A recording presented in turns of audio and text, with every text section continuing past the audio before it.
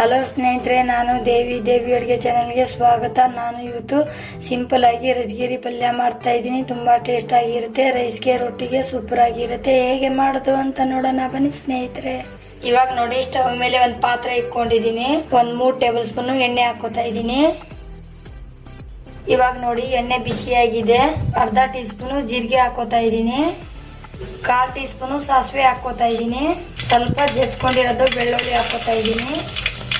ಸ್ವಲ್ಪ ಕರಿಪಾಕು ಸೊಪ್ಪು ಹಾಕೋತಾ ಇದ್ದೀನಿ. 1 ಈರುಳ್ಳಿ ಸಣ್ಣದಾಗಿ ಕಟ್ ಮಾಡ್ಕೊಂಡಿರೋದು ಹಾಕೋತಾ ಇದ್ದೀನಿ. ಇವಾಗ ಈರುಳ್ಳಿ ಲೈಟ್ ಆಗಿ ಫ್ರೈ ಮಾಡ್ಕೊಳ್ಳೋಣ.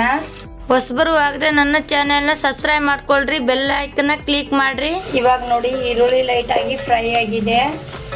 ಇವಾಗ ನೋಡಿ, ನಾನು 4 ಹಸಿಮೆಣಸಿನಕಾಯಿ ಕುಟ್ಕೊಂಡಿರೋದು ಹಾಕೋತಾ ಇದ್ದೀನಿ. ನೀವು ಖಾರ ನೋಡ್ಕೊಂಡು ಹಾಕೊಳ್ರಿ.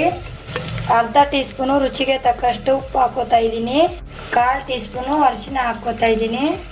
1/4 ಟೀ ಸ್ಪೂನು ಗರಂ ಮಸಾಲ ಹಾಕೋತಾ ಇದ್ದೀನಿ. ಇವಾಗ ಎಲ್ಲ ಒಂದ್ಸತಿ ಚೆನ್ನಾಗಿ ಮಿಕ್ಸ್ ಮಾಡ್ಕೊಳ್ಳೋಣ.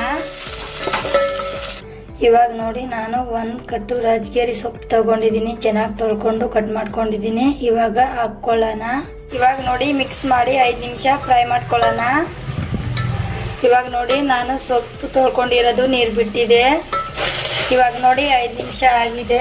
ನೋಡಿ ಸ್ನೇಹಿತರೆ, ರಜಗಿರಿ ಪಲ್ಯ ರೆಡಿ ಆಗಿದೆ. ರೊಟ್ಟಿಗೆ, ಚಪಾತಿಗೆ ಸೂಪರ್ ಆಗಿರುತ್ತೆ. ನನ್ನ ವಿಡಿಯೋ ನೋಡೋದಕ್ಕಾಗಿ ಥ್ಯಾಂಕ್ ಯು ಸ್ನೇಹಿತರೆ.